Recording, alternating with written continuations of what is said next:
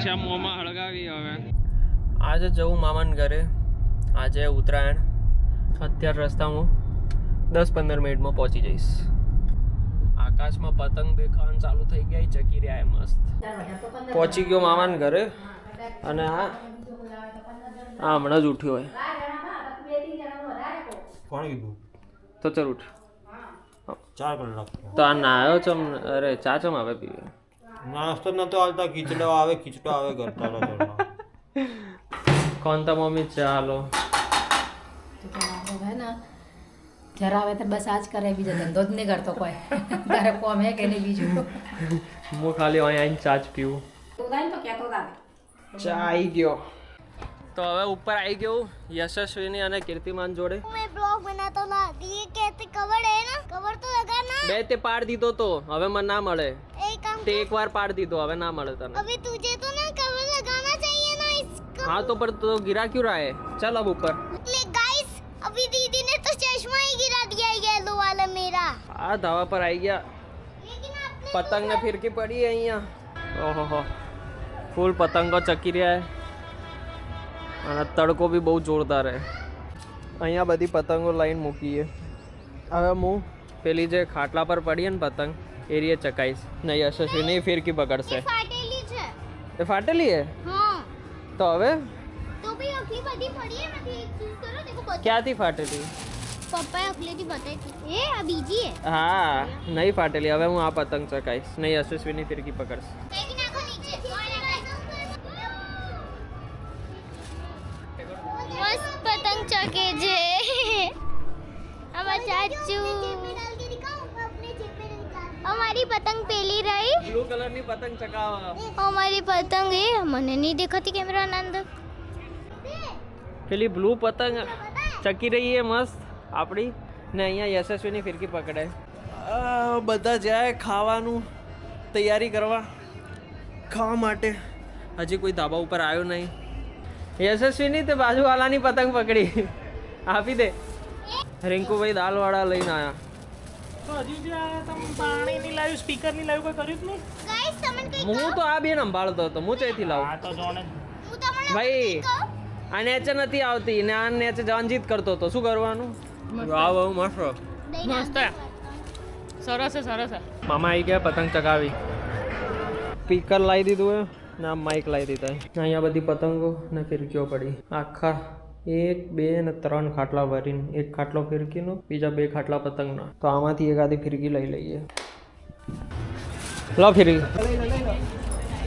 આવી ગયો પણ તોડે તૂટીએ દોર્યો.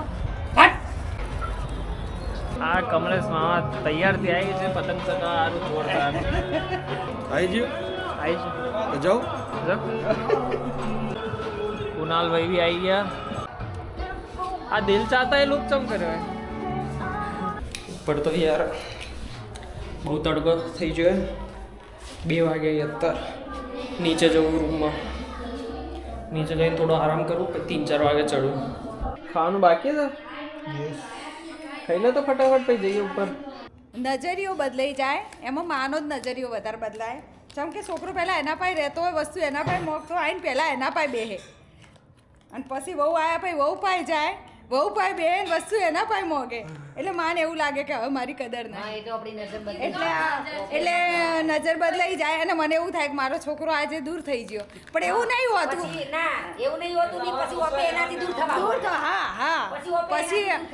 પછી કહો ને આપણે ધીમે ધીમે એને એટલે ધીમે ધીમે એને દરાર આવી જાય. પછી એને જ્યારે પોતરા આવે ને ત્યારે દરાર થોડી ભરાતી જાય. જેમ કે પોતરામાં હે ને, પોતરામાં પોતરું નહીં દેખતા, પોતરામાં આપણો જન્મેલો છોકરો પાછો એ રૂપમાં દેખા.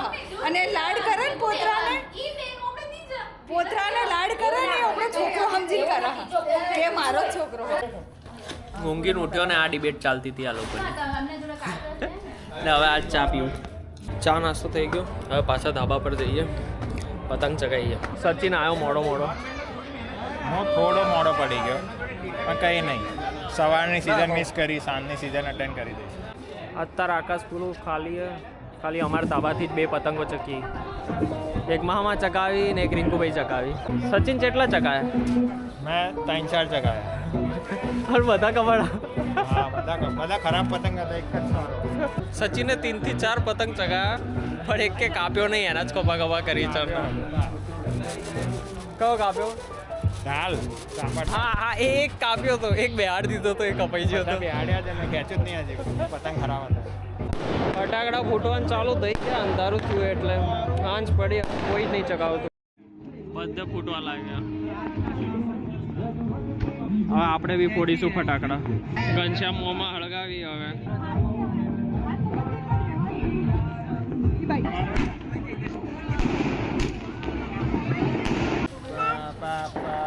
ઉત્તરાયણ પતી ગઈ, વાગી ગયા રાતના 7. હવે બધા ખાય, બધા નીચે ઉતરી ગયા. આવ્યો Sachin. Let's go, let's have હવે ખાઈને ભાઈ બસ પતી ગયું. કલ તો બર્થડે બોય હે. હા કાલે સચિનની બર્થડે, કાલે બીજો એક બ્લોગ આવશે સચિનની બર્થડેનો.